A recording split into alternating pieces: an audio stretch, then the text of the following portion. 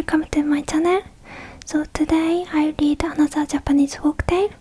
So the title is Earless Hoichi in Japanese, and the English title is Earless Hoichi. So it is a story of yokai in Japan, so it's a little scary. So let's get started.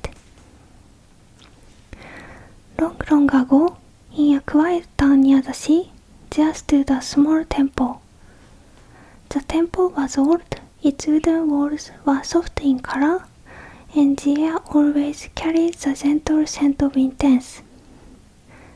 Behind the temple, there was a wide field of grass, and beyond that, the sea stretched far into the distance.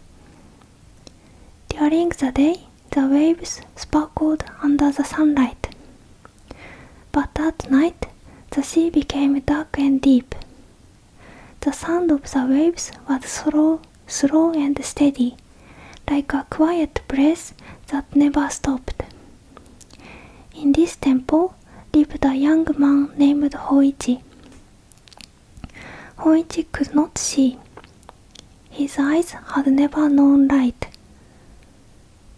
But his ears were very sharp, and his heart was full of sound. He was a pure player. Every day he sat quietly and played his instrument. The sound of the biwa was soft and deep. Each note moved slowly through the air. People who heard him would stop and listen. Some would close their eyes, some would quietly wipe their tears. Hoichi was especially known for telling the story of the Heike. It was a long and sad story about a great battle by the sea. A battle where many lives were lost. When Hoichi played that story, his voice became very gentle, and the sound of the waves seemed to join his music. One evening, after the sun had slowly disappeared, Hoichi sat alone in the temple. The night was calm. The wind was light. The sea whispered softly in the distance. He touched the strings of his biwa. A low note echoed. Then another. The sound floated into the darkness.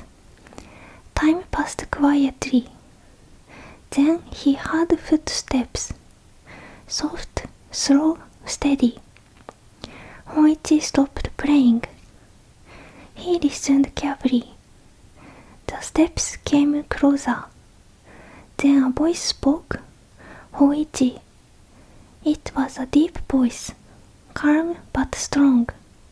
Come with me. Hoichi felt a chill in the air. But the voice did not feel cruel. It felt commanding. Yes, Hoichi said softly. He stood up. The wooden floor made a quiet sound beneath his feet. The voice spoke again. This way. Hoichi followed. They walked out of the temple into the cool night air. The ground felt different beneath his feet. First wood, then stone, then soft earth. The sound of the sea grew louder. The wind brushed gently against his face. They walked for a long time. No one spoke. Only the sound of footsteps and the distant waves filled the silence. At last, they stopped. Hoichi could feel a presence around him. Many people. He could not see them, but could feel their quiet attention. The air was heavy, yet strangely calm. The voice spoke again. Pray for us. Hoichi bowed his head. Yes. He sat down slowly. He played the biwa on his lap. His fingers found the strings. For a moment, everything was still. Then he began to play. A soft note rose into the air. Then another. His voice followed. Slow, gentle, deep. He told the story of the heike. The sea, the ships, the quiet before the battle. As he played, he felt something change. The air grew colder. The silence became deeper. But he continued. His voice did not shake. The story moved forward. And somewhere in the darkness, someone began to weep, softly, like the sound of rain. Hoichi kept playing. The waves in the distance seemed to answer his music, and the night listened. The sound of the biwa faded slowly into the night. Hoichi's final note lingered in the air, soft and trembling, like a small wave reaching the shore. For a moment, everything was still. Then a deep voice spoke. Beautiful. It was the same voice as before. Low, calm. But now it carried something else. A quiet sorrow. Around him, Hoichi could feel many people. No one moved loudly. No one spoke carelessly. But he could feel their presence, like shadows sitting in silence.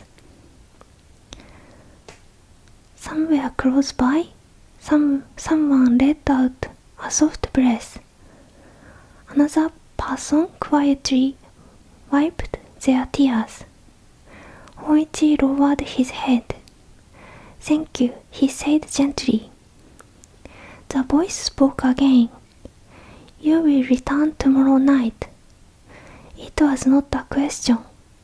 It was a command.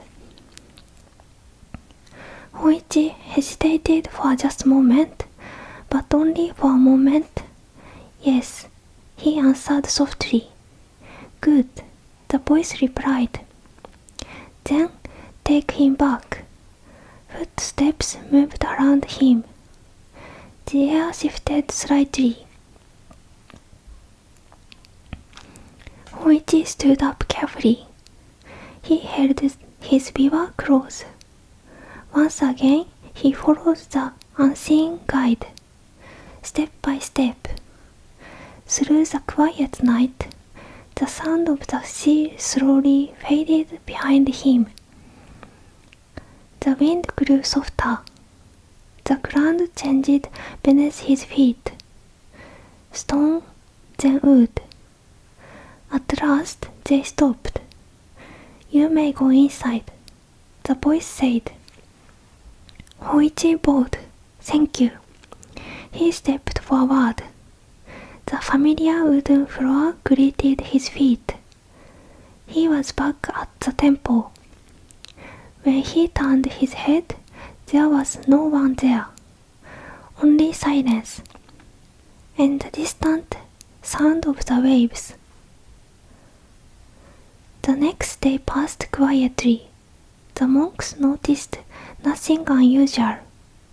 Hoichi sat as always, playing his biwa with gentle care. But inside, someone had changed. That night, the footsteps came again. Soft, slow, steady. Hoichi, I am here, he replied. Come.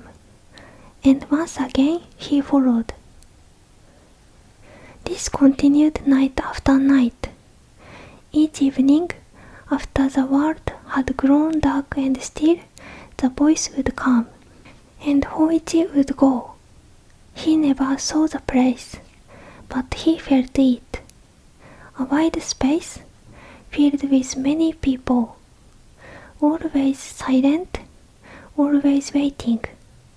He would sit, he would pray, and he would tell the story of the Heike, the sea, the ships, the warriors, the sorrow of loss.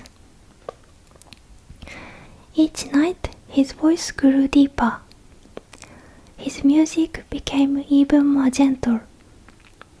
And each night the listeners wept. Sometimes softly, sometimes like distant rain, sometimes like a quiet breaking of a heart. But at the temple, the monks began to notice something strange. Hoichi, one of them said that one morning. You look tired. Hoichi smiled gently. I am well, he replied. But his face was pale, and his voice was softer than before. Another night passed, and another. Then, one evening, a young monk spoke quietly to the others. Have you noticed? He whispered. Hoichi is not in his room at night. The others looked at each other. Not in his room? He is gone every night. A silence fell among them. That is strange, an older monk said slowly. We must find out where he goes. That night they decided to watch. They waited quietly in the shadows. The temple was still. The air was cool. The sea whispered far away. Then footsteps, soft, slow, steady. Hoichi. I am here, Hoichi answered. The monks held their breath. They watched as Hoichi stood up. He bowed slightly as if someone stood before him. But there was no one, no shape, no shadow, only empty there. Come, the voice said, but the monks could not hear it. They only saw Hoichi nod and begin to walk, slowly, calmly, out of the temple. The monks followed him, quietly, carefully. They made no sound. Hoichi walked along the narrow path. The night was deep and dark. The moon was hidden behind clouds. The wind was cold. They walked past the temple grounds, past the grass, towards the sea. The sound of the waves grew louder, stronger, endless. At last, Hoichi stopped. He sat down, right there, in the open air, facing the sea. The monks looked around, and then they froze, because they knew this place. It was not a mansion. It was not a gathering hall. It was a graveyard. Old stones stood quietly in the ground, names long forgotten, memories lost to time. This was the resting place of the Heike warriors. And there, in the middle of the graves, Hoichi began to pray. His fingers moved gently. The sound of the river rose into the cold night air. His voice followed. soft, deep, beautiful. But there was no audience, no people, no shadows, only the wind, only the sea, only the silent graves. The monks felt a chill run through their bodies. One of them whispered, "He is praying for the dead." Another closed his eyes. They had called him, and if this continues, they did not finish the sentence. They did not need to. They all understood. They waited until Hoichi finished. They did not speak. They did not interrupt. When the final note faded, Hoichi stood up quietly. He turned and walked back. As if guided by unseen hands, the monks followed him once more, silent, heavy with fear. That night, no one slept. The temple felt different. The air was colder. The silence was deeper. And in that silence, one thought remained. If we do nothing, he will be taken. The night after that discovery, the temple felt unusually still. Even the wind seemed to hold its breath. The monks gathered quietly in one room. A small candle flickered between them. Its soft light moved gently on the wooden walls. "We must protect him," the oldest monk said in a low voice. "If we do nothing, he will be taken by the spirit." The others nodded. Their faces were calm, but their eyes were filled with concern. "There is only one way," another monk said softly. "We will write scared words on his body. Then the spirits will not be able to see him." They called Hoichi.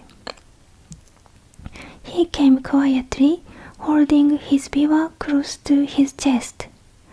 "Hoichi," the old monk said gently, "listen quietly." Hoichi bowed his head. "Yes. What has been calling you is not of this world." A soft silence followed. Hoichi did not speak, but his hands tightened slightly on the biwa. "They are the spirit of the heike," the monk continued. "They are drawn to your voice. They will not let you go." The candle flickered again. The room felt colder. "But we can hide you from them. We will cover your body with holy writing. You must sit still, and you must not make a sound, no matter what happens." Hoichi took a slow breath. "I understand," he said quietly. That evening, as the sun slowly disappeared, the monks began their work. They prepared ink, dark and deep. Then carefully they wrote on Hoichi's body. Across his arms, across his chest, across his face. Every part of him was covered with gentle, flowing characters. The brush moved slowly, softly, like a quiet prayer. The room was silent. Only the sound of the brush could be heard. At last they finished. Hoichi sat still. His body was covered. His breath was calm. "Now," the old monk said, "you must remain here. No matter what you hear, Do not move. Do not speak. Do not answer. Hoichi nodded. I will stay, he said. Night fell. The temple grew dark. The candle was put out. Everything became quiet. Very quiet. Hoichi sat alone. He could hear his own breathing.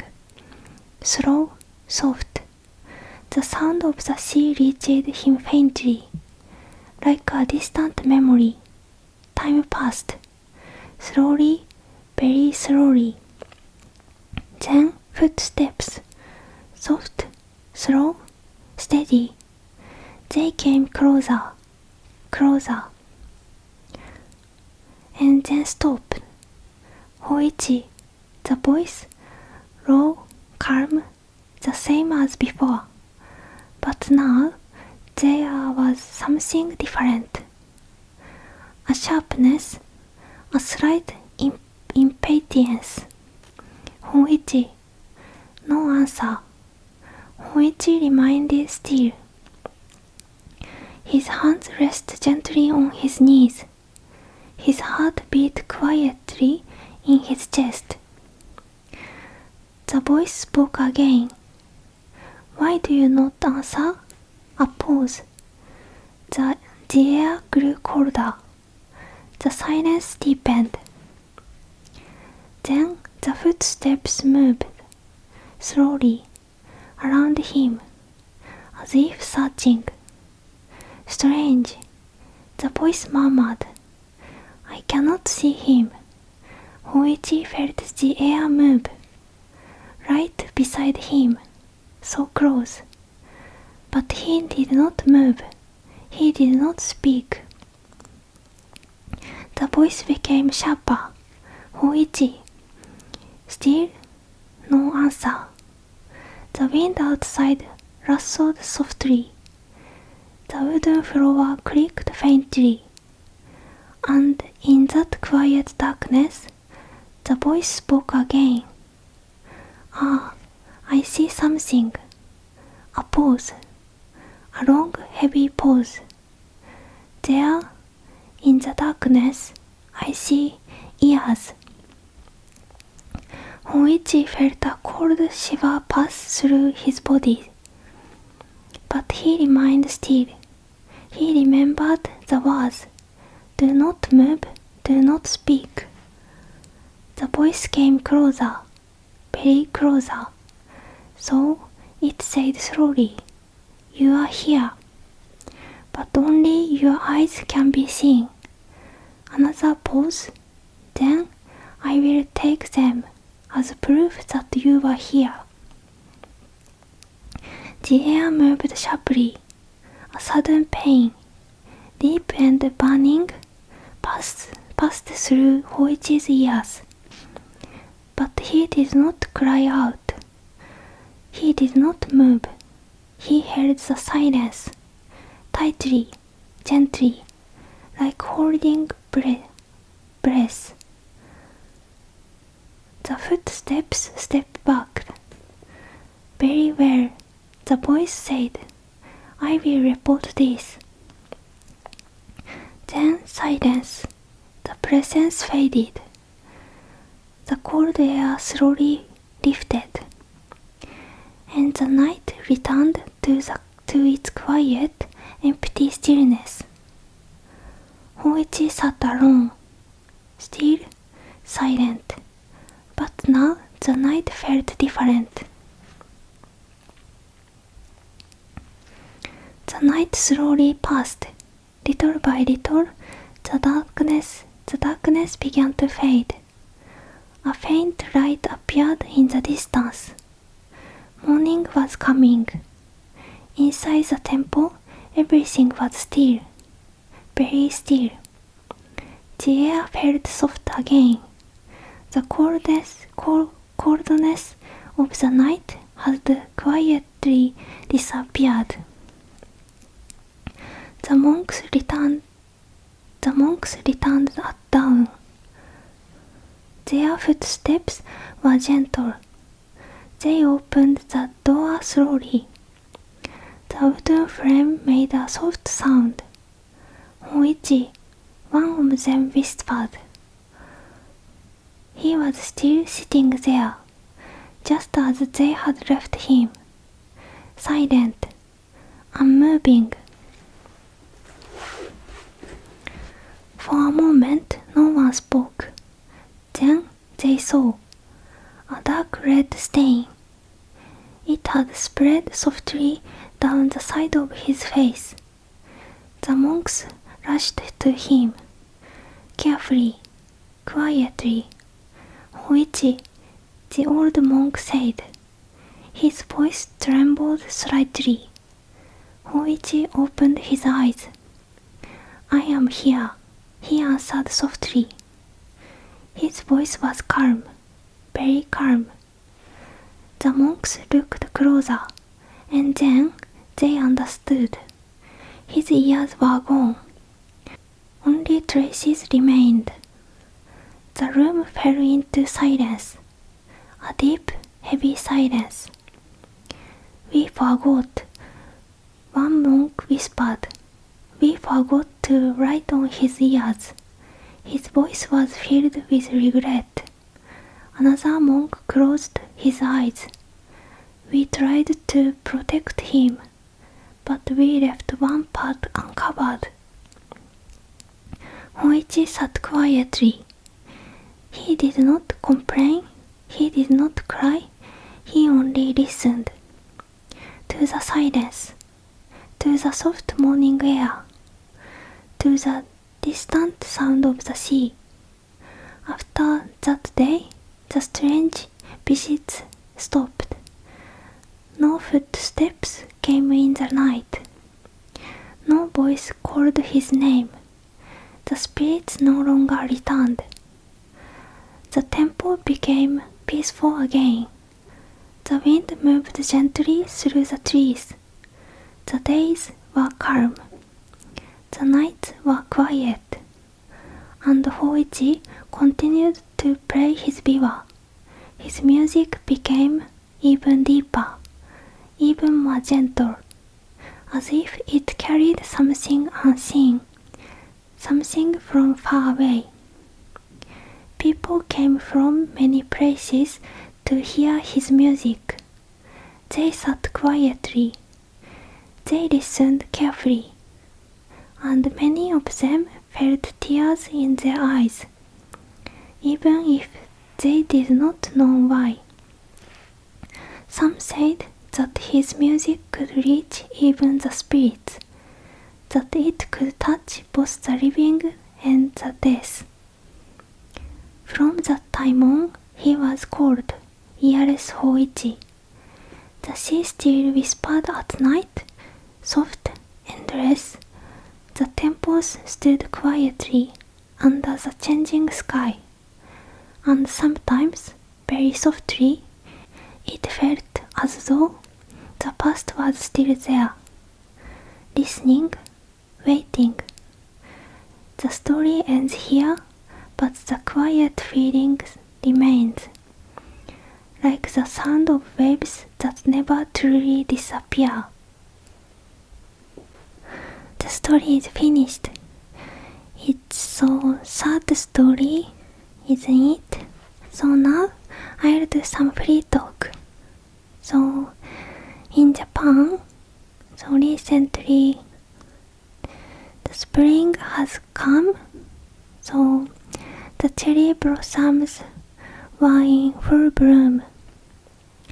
So I went to see the cherry blossoms at the park last weekend. So on the way to the park, I bought some moss burger and I ate it under the cherry blossom tree. So the park was there were so many people. It felt like a festival. So there were many street food shops. So I bought a grilled squid. Yeah, it is my favorite festival's food. Yeah, I think the cherry blossoms soon fall, but I want to enjoy this season as much I can. So, thank you for watching. Good night.